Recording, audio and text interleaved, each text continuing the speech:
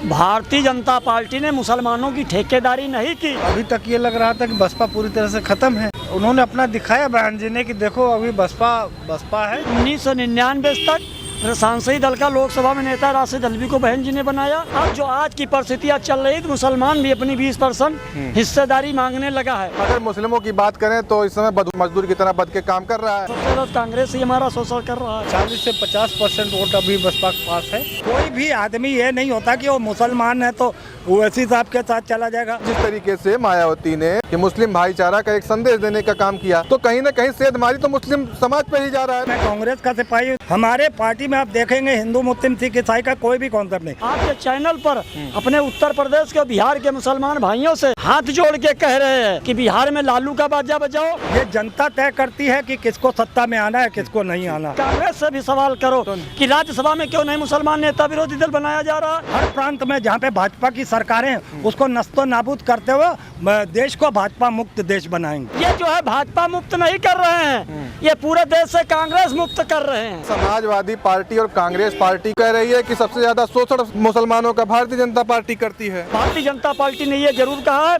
सबका साथ सबका विकास सबका विश्वास सबका प्रयास। जैसे दूध में माछी नहीं पड़ी होती निकाल के ऐसे फेंक देते हैं, वो हाल मुसलमानों के साथ कांग्रेस और लालू प्रसाद बिहार में कर रहे। सबसे ज्यादा शोषण तो समाजवादी पार्टी ने और बिहार में लालू प्रसाद ने और इंडिया में तो कांग्रेस ने किया है। अब हम मांग रहे हैं तो अपनी हिस्सेदारी मांग रहे हैं समाजवादी कांग्रेस से। नमस्कार, मेरा नाम है सिद्धार्थ सूर्यवंशी। स्वागत है आप सभी का नारद टीवी के विमर्श मंच पर। दोस्तों, इस वक्त मैं मौजूद हूं लखनऊ में। जिस तरीके से 9 अक्टूबर रैली के बाद से बसपा सुप्रीमो मायावती लगातार बैठक पे बैठक कर रही हैं। एक ऐसा सम्मेलन जो कि मुस्लिम भाईचारा सम्मेलन करके अपने प्रदेश कार्यालय पे उन्होंने एक पूरे प्रदेश को संदेश दिया कि मुस्लिम जिस तरीके से लगातार बंटने का काम कर रहा है, लेकिन आज बहुजन समाज पार्टी की मुखिया मायावती ने अपने प्रदेश कार्यालय पे एक बहुत बड़ा मुस्लिम सम्मेलन किया और उसके बाद से एक नया संदेश देने के लिए कि मुस्लिम एक एकत्रित हों और बहुजन समाज पार्टी के साथ आएँ।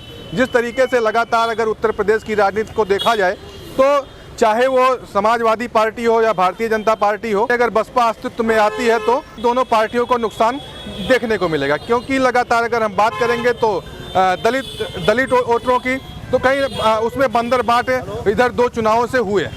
आइए इसी सब मुद्दों पे हमारे साथ कुछ लोग हैं, उनसे हम बात करने का प्रयास करते हैं और जानते हैं जिस तरीके से इस समय उत्तर प्रदेश की राजनीति में उठापटक चल रही है। अगर हम बात करेंगे बस बहुजन समाज पार्टी की तो लगातार इस समय बसपा सुप्रीमो मायावती लगातार बैठक पे बैठक ले रही हैं अपने कार्यकर्ताओं के साथ, चाहे वो ग्रामीण स्तर पे कोऑर्डिनेटर बनाने का काम हो, चाहे यहाँ प्रदेश कार्यालय पे बैठक करने की बात हो। किस तरीके से देखते हैं, क्या लग रहा है कि आने वाला समय बहुजन समाज पार्टी का होने वाला है? थोड़ा सा आगे आ जाइए।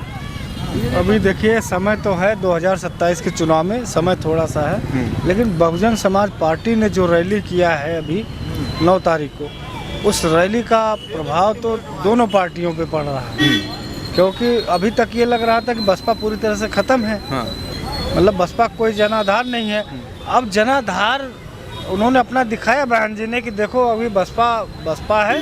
40 से 50% वोट अभी बसपा के पास है और जो है उसको दिखाने का उन्होंने काम किया है। अगर ये मेहनत अगर पहले से थोड़ा करती तो बसपा की स्थिति कुछ और होती है, ये जान लीजिए। जिस तरीके से बहुजन समाज पार्टी अपने वोटरों को साधने का काम कर रही है, अगर उनके जो कोर वोटर अगर बात करेंगे दलित वोटरों की, तो दलित वोटर जिस तरीके से इधर एक दो चुनावों से खिसका हुआ नजर आया, चाहे वो कुछ भाजपा में गए कुछ सपा में गए। मुस्लिम भाईचारा का एक जो संदेश दिया अपने प्रदेश कार्यालय से, मुस्लिमों को एक संबोधित किया कि मुस्लिम भाईचारा बनाना है और उन्होंने कुछ बिहार चुनाव पे भी बातें की, ओवैसी को भी लेकर के बातें किया, तो उसको लेकर कैसे देखते हैं? अब वो जिस पैटर्न पे इनकी सरकार पहले बनी थी उसी पैटर्न पे वापस आ रहा है। जैसे मुस्लिम भाईचारा हुआ, ब्राह्मण भाईचारा सम्मेलन कराई थी, तरह तरह से उन्होंने किसी जात विशेष की बात नहीं किया है, लेकिन वोट के लिए भाई सबको एकत्रित कर रहे हैं। जो उनके बेस वोट रहे हैं उनको इकट्ठा कर रही हैं। इससे तो नुकसान होगा ही। क्या लग रहा है 27 के चुनाव पे क्या असर देखने को? 27 के चुनाव अगर जो बहन जी अकेले लड़ेंगी त्रिकोणी हो जाएगा, मामला त्रिकोणीय हो सकता है। अगर अकेले लड़ी तब, अगर गठबंधन के साथ अगर किसी के साथ गठबंधन हुआ तो सरकार भी बना सकती है, यानी कि मुख्यमंत्री बन जाएंगी। बिल्कुल 27 में। बिल्कुल। अच्छा, अरे आइए मौलाना साहब, ये बताइए जिस तरीके से आज मुस्लिम भाईचारा का संदेश मायावती दे रही हैं बसपा सुप्रीमो, क्या किस तरीके से देख रहे हो इस चीज़ को? देखिए वो जो दे रही हैं मुस्लिम संदेश तो सही दे रही हैं। 1999 तक सांसदीय दल का लोकसभा में नेता राशिद अल्वी को बहन जी ने बनाया और 2019 में नेता सांसदीय दल का जो है दानिश अली को सांसद अमरोहा से उनको बनाया और नसीमुद्दीन सिद्दीकी साहब को जो 18 विभाग बहन जी दिया, चाहे PWD हो, चाहे सिंचाई हो, चाहे आबकारी हो, चाहे LDA हो, चाहे आवास विकास हो, ऐसे बड़े बड़े विभाग दिए। जहाँ तक रहा है सवाल, अब जो आज की परिस्थितियाँ चल रही तो मुसलमान भी अपनी 20% हिस्सेदारी मांगने लगा है। अगर बिहार में असरुद्दीन ओवैसी साथ दे रहे हैं बहन जी को तो हमारा मानना यही है 2019 में कि अगर बहन जी उत्तर प्रदेश में असरुद्दीन ओवैसी को लेके 2027 में 20% SC, 20% मुसलमान और जो है चाहे ब्राह्मण समाज के हों, चाहे क्षत्रिय समाज के हों, चाहे OBC के हों, चाहे जो भी दबे कुचले समाज के जो है हिंदू हो मुसलमान हो, सबको अगर लेके चलेंगी। बाकी एक चीज़ है, हिस्सेदारी के आधार पर सबको लेना पड़ेगा। अब जो है आदमी कोई किराए की नेतागिरी नेतृत्व नहीं करना चाहता है, अब स्वयं सामाजिक नेतृत्व चाहता है। लेकिन अगर मुस्लिमों की बात करें तो इस समय बधुआ मजदूर की तरह बद के काम कर रहा है।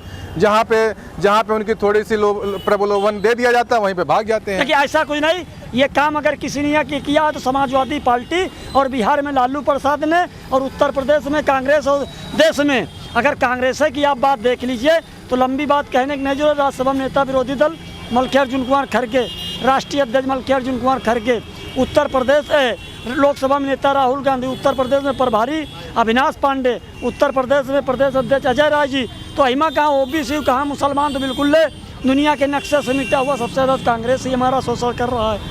अब रह गया सवाल, अगर बहन जी ने उत्तर प्रदेश में 20% अनुसूचित जात और 20% मुसलमान और सब पीड़ित लोगों को लेके अगर बहन जी रोड पे आई तो निश्चित रूप से जो है मुकाम कहीं न कहीं दिखाई पड़ेगा। वो भी क्लियर नहीं है, ये जनता का फैसला है, ये हमारा फैसला नहीं। और सीध हम जो है आपके चैनल पर अपने उत्तर प्रदेश के बिहार के मुसलमान भाइयों से हाथ जोड़ के कह रहे हैं कि बिहार में लालू का बाजा बजाओ और उत्तर प्रदेश में अखिलेश यादव का बाजा बजाओ और जो है अपने 20% हिस्सेदारी की बात करो।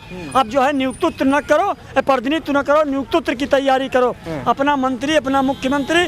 और यही हमारा मुसलमान भाइयों से कहने का हक है कि कांग्रेस से भी सवाल करो कि राज्यसभा में क्यों नहीं मुसलमान नेता विरोधी दल बनाया जा रहा, राष्ट्रीय अध्यक्ष क्यों नहीं मुसलमान बनाया जा रहा है। ये बताओ 20% होकर के मुख्यमंत्री बन जाओगे और यहाँ 80% वाले घास छीलेंगे। वो देखिए सब भाई भाई है क्या, इसके पहले रहे नहीं बिहार में, महाराष्ट्र में मुसलमान मुख्यमंत्री। अब हमको बताइए यादव का % है, यादव 2-4% है। अगर बिहार में हो चाहे उत्तर प्रदेश में हो, अगर मुसलमान 20% होने के नाते अपना मुख्यमंत्री का दावा बिहार उत्तर प्रदेश में दावा पेश कर रहा, तो क्या बुरा कर रहा। हम तो जनता से गुहार लगा रहे हैं, अन्य राजनीतिक दलों से हिस्सेदारी की हम बात अपनी 20% की कर रहे हैं। अब मिलना न मिलना वो तो सब जनता के हाथ में है, ऊपर वाले के हाथ में है। मौके पे सरकार भारतीय जनता पार्टी की है उत्तर प्रदेश में, ठीक है, मौके पे भारतीय जनता पार्टी की सरकार है, लेकिन वहीं भारतीय जनता पार्टी मुस्लिमों को किनारे हटा देती है। जब बात आती है चुनाव में तो कहीं बटोगे कटोगे का नारा दे देती है, कहीं पे एक रहोगे सेफ रहोगे, तमाम ऐसे नारे दिए जाते हैं। क्या इसको लेकर कैसे देखिए? ऐसा कुछ नहीं, भारतीय जनता पार्टी ने मुसलमानों की ठेकेदारी नहीं की।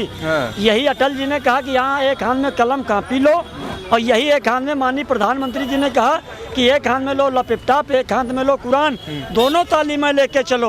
और ये सच्चाई है, चाहे SC हो, चाहे माइनॉरिटी हो, चाहे OBC की हो, इसकी भारतीय जनता पार्टी ने वोट की ठेकेदारी नहीं की है। भारतीय जनता पार्टी ने ये जरूर कहा है सबका साथ, सबका विकास, सबका विश्वास, सबका प्रयास। यही भारतीय जनता पार्टी गवर्नमेंट में लाखों के लाख मुसलमान बच्चा जज बन के, टीचर बन के, प्रोफेसर बन के, बैरिस्टर बन के, वकील बन के निकल रहा है। लेकिन भारतीय जनता पार्टी, लेकिन समाजवादी पार्टी और कांग्रेस पार्टी ने जो कह रही है वो कह रही है कि सबसे ज्यादा शोषण मुसलमानों का भारतीय जनता पार्टी करती है। सबसे ज्यादा शोषण तो समाजवादी पार्टी ने और बिहार में लालू प्रसाद ने और इंडिया में तो कांग्रेस ने किया है। हम कहते हैं कोई नहीं, अगर मल्लिकार्जुन कुमार खड़गे के पास 2 डिपार्टमेंट है, राष्ट्रीय अध्यक्ष, राज्यसभा में नेता प्रतिपक्ष, तो एक मुसलमान के लिए छोड़ दो, और उत्तर प्रदेश में अगर 2 पद हैं, एक प्रभारी एक प्रदेश अध्यक्ष, तो एक मुसलमान के लिए कांग्रेस वाले छोड़ दें। अरे मुसलमान तुमको जो है 47 से 89 तक राज्य कराई, और जब से मुसलमान हटा और जब मुसलमान जुड़त कांग्रेस में, तब कांग्रेस की गवर्नमेंट बने थे, और जब मुसलमान हटा थे तो कांग्रेस मुसलमान रोड पर। यही राहुल गांधी जो है अमेठी से चुनाव 2019 में हार गए थे। बाकी वायनाड से जहाँ 90% मुसलमान है, राहुल गांधी को 8 लाख वोटों से जिता के लोकसभा भेजा था। तो उत्तर प्रदेश में आज जो ये समाजवादी पार्टी और कांग्रेस पार्टी ये दिखा रही कि मुसलमान तुम्हारी बड़ी दुश्मन है, तो मुसलमान के लिए तुम क्या दे रहे हो हिस्सेदारी? मुसलमान को राज्यसभा, लोकसभा, विधानसभा में आप किस पद पर जो है प्रदेश अध्यक्ष, नेता विरोधी दल या राष्ट्रीय अध्यक्ष कांग्रेस समाजवादी बना रहे? हमको ये तो बता दें एक चीज। तो अब हम मांग रहे हैं तो अपनी हिस्सेदारी मांग रहे हैं समाजवादी कांग्रेस से। हम कोई जो है हम जो है समाजवादी कांग्रेस से अपनी हिस्सेदारी मांग लेते हैं, है ना। हम कोई कर्जा नहीं मांग रहे हैं। तो अब रह गया है आने वाला समय में बिहार से जब तेजस्वी का और कांग्रेस का बाजा बजेगा तो गाजीपुर से लगा के गाजियाबाद तक खुद एक हवा चली जाएगी। अगर मुसलमान का हक मर रहा है तो इसकी जिम्मेदार कांग्रेस और समाजवादी है, और कांग्रेस और समाजवादी से ही मुसलमान सवाल करेगा कि हमको हिस्सेदारी चाहिए, हमको भागीदारी चाहिए, हमको नेता विरोधी दल चाहिए, हमको प्रदेश अध्यक्ष चाहिए, हमको राज्यसभा में नेता विरोधी दल चाहिए। क्या लग रहा है आने वाला समय ओवैसी का होने वाला है? अगर मायावती जी ने गठबंधन कर लिया ओवैसी साहब से, तो मायावती जी के भी दिन सही होंगे और ओवैसी के भी सही होंगे, और 20% SC 20% मुसलमान जो है जम के साथ देगा इनको। अगर भारतीय जनता पार्टी पे दोष दिया जाए, भारतीय जनता पार्टी ने किसी की वोट की ठेकेदारी नहीं की है, उसने राष्ट्रहित में काम किया। सबका साथ, सबका विकास, सबका विश्वास, सबके प्रयास पे बात कर ली है। तो अब इससे ज्यादा और क्या हो सकता है? ठीक है।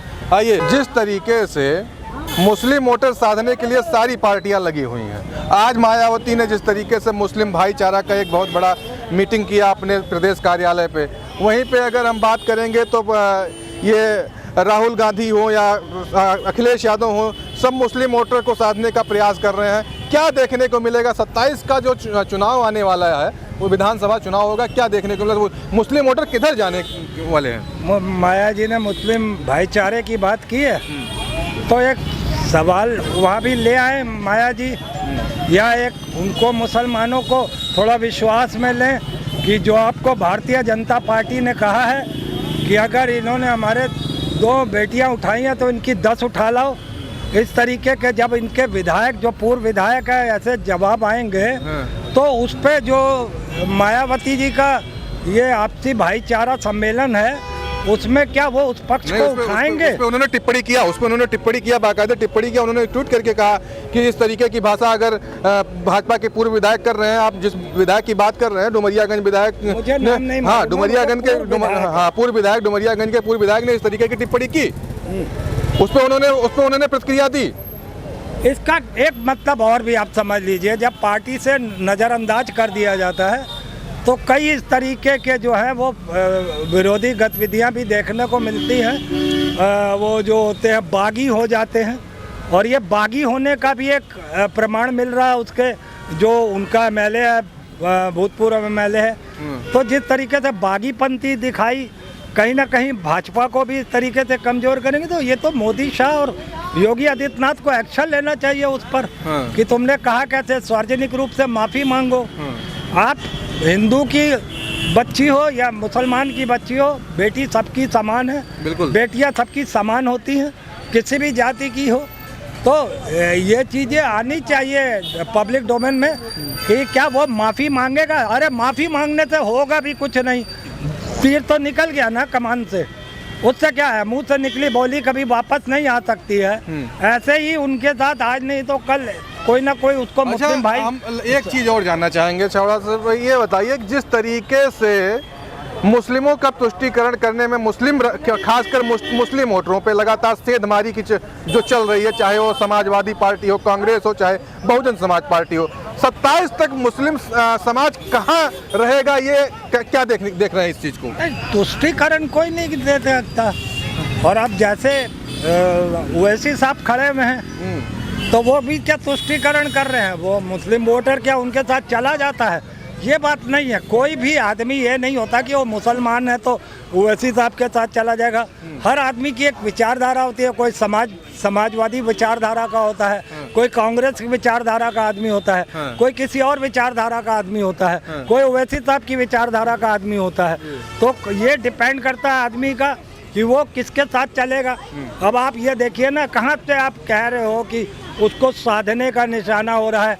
क्या सारे हिंदू या सारे सिख या सारे ईसाई या सारे कितने भी दलित कौम है कि सारे एक ही पार्टी को वोट करते हैं? ऐसा तो नहीं है। हर आदमी की विचारधारा होती है।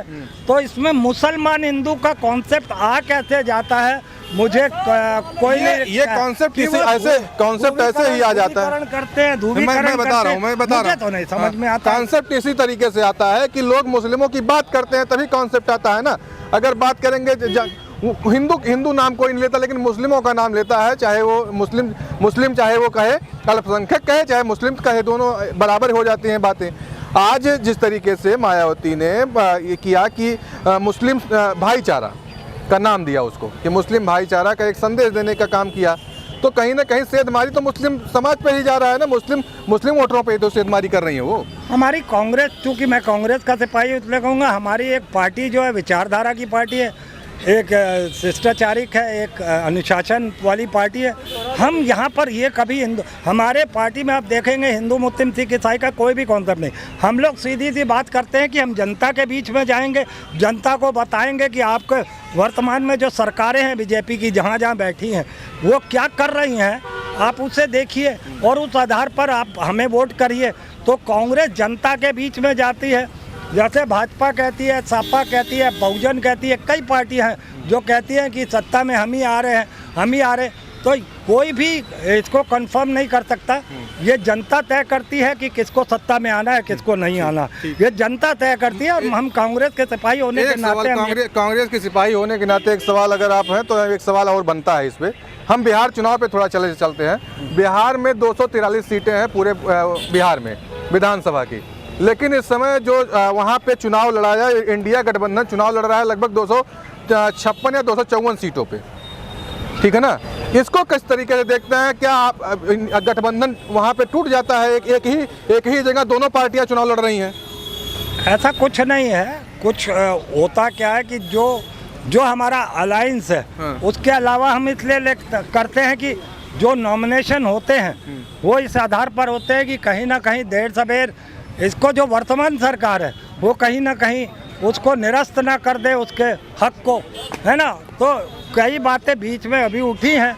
2-4 लोगों का जो है नॉमिनेशन को रद्द भी किया गया है। नॉमिनेशन अगर रद्द कर दिया गया तो मान लीजिए खत्म हो गया काम। लेकिन अगर नॉमिनेशन सही हो गया तो एक को तो पर्चा वहाँ उठाना चाहिए। तो ये ऐसा लेकिन चुनाव अभी भी वो लड़ रहे हैं। तो अब यही होता है ना कि आप जब किसी का नाम दे देते हो और फिर उसको हटने के लिए कहते हो तो वो बागी हो जाता है। वो फिर कह देता है हम तो यार चुनाव लड़ेंगे, तुमको जो करना हो करो। तो ये एक पार्टी का नहीं होता है। फिर तो पार्टी का संस्कार कहाँ चला जाता है वहाँ पे? नहीं, हम कांग्रेस की बात करते हैं। कांग्रेस पार्टी में ऐसा कुछ नहीं है। अगर वो आरजेडी करती है या जेडीयू करती है या कोई करती है, भाजपा करती है, मैं उस पर नहीं जाना चाहता। हम लोगों ने एक लिमिट जो हमारी तय हुई है, जो हमारा तालमेल बैठा है, जितनी सीटों पे हमारे प्रत्याशी उतनी ही सीटों पे लड़ रहे हैं। हमने इस तरीके का कोई एक्स्ट्रा कैंडिडेट नहीं खड़ा किया है। अब तेजस्वी जी की या जिस पार्टी की क्या मर्जी रही होगी या क्या उनका इरादा रहा होगा, ये मुझे फर्क नहीं पड़ता। लेकिन वो कहीं ना कहीं वो चुनाव को अपने ही प्रभावित करेंगे और इसका फायदा कहीं ना कहीं सत्ता पक्ष को मिल सकता है। एक यही कहा जा रहा है कि जिस तरीके से राहुल गांधी का कोई अस्तित्व बिहार में नहीं है, अगर राहुल गांधी वहाँ पे अस्तित्व अपना आरजेडी के साथ ढूंढ रहे हैं। हाँ जी, राहुल गांधी अपना अस्तित्व वहाँ आरजेडी के साथ ढूंढ रहे हैं। क्यों? पिछली बार हमारी सीटें नहीं थी क्या? 19 सीटें थी ना, हैं? उससे पहले भी हमारी सरकारें रही हैं। हमारे साथ तो लालू यादव रेल मंत्री रहे हैं केंद्र में। आप ऐसी कैसे बातें कर सकते हैं? ठीक है, कुछ ना कुछ कभी ना कभी बदलाव होते रहते। देश भर में बदलाव हुए। कांग्रेस कई राज्यों से हटी, फिर धीरे धीरे कम बैक कर रही है। तेलंगाना किया, हिमाचल प्रदेश किया, कर्नाटका किया। अभी हमने जहाँ जहाँ अब हम जा रहे हैं और वैसे भी आज की जो स्थितियाँ परिस्थितियाँ हैं वो कहीं भी बीजेपी के मेल नहीं खाती हैं, क्योंकि बीजेपी की जो एक विचारधारा है, बीजेपी का एक जुमला है या कह लीजिए नीति है, जो वो बटोगे कटोगे, नफरत की बातें, हिंदू मुस्लिम की बातें हैं, तो कहीं ना कहीं उसका फ़ायदा इंडिया गठबंधन को पूरी तरीके से मिल रहा है। उसकी पहली भांगी आपने देखा 2024 के चुनाव में, जब मोदी सरकार को 240 पे बुक करने का काम इसी देश की जनता ने किया है।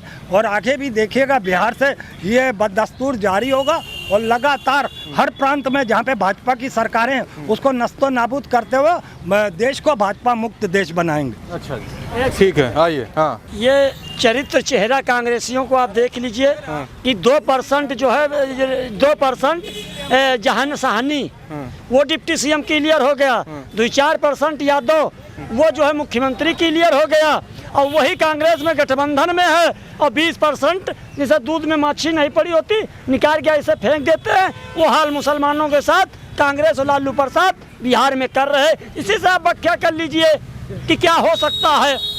तो ये जो है भाजपा मुक्त नहीं कर रहे हैं, ये पूरे देश से कांग्रेस मुक्त कर रहे हैं। क्या कह रहे हैं? कांग्रेस को देश से मुक्त कर रहे हैं कि लोग कुछ दिन में कांग्रेस का नाम ही नहीं जानेंगे। अब हिंदुस्तान में इंडियन मुस्लिम लीग पार्टी, जिसको कांग्रेस ने मेटा था, इंडियन मुस्लिम लीग पार्टी उभर रही है और कांग्रेस जो है मिट रही है। यही पैगाम आने वाले समय में आ रहा है। और रह गया भारतीय जनता पार्टी ने दलित अनुसूचित जात के वोट की ठेकेदारी की, मुसलमान की वोट की ठेकेदारी की। उसने सबका साथ, सबका विकास, सबका विश्वास, सबका प्रयास लेकर चली, और कांग्रेस जो है सबकी ठेकेदारी करती रही, ठेकेदारी सबकी करती रही, ये काम अपना बनाते रही। अच्छा। तो वो अब चलने वाला नहीं है। अब इसी से आप व्याख्या कर लीजिए। और आने वाले समय में 14 तारीख को रिजल्ट मिलेगा। इतनी होगी राष्ट्रीय जनता दल और इतनी होगी कांग्रेस, उसी में सबका जो है लालू सरकार कौन बना रहा है? सरकार हाँ। सरकार वहाँ गठबंधन से नीतीश जी की बनने जा रही है। क्या और बात? जी नीतीश को कह रहे हैं किनारे हो जाएंगे।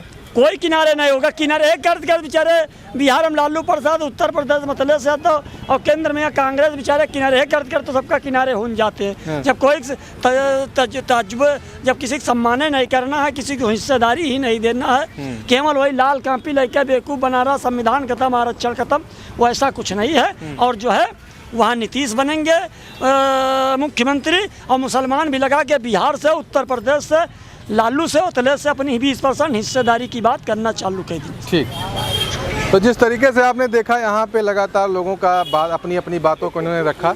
चलिए मिलते हैं ऐसे नए वीडियो के साथ, तब तक के लिए जय हिंद।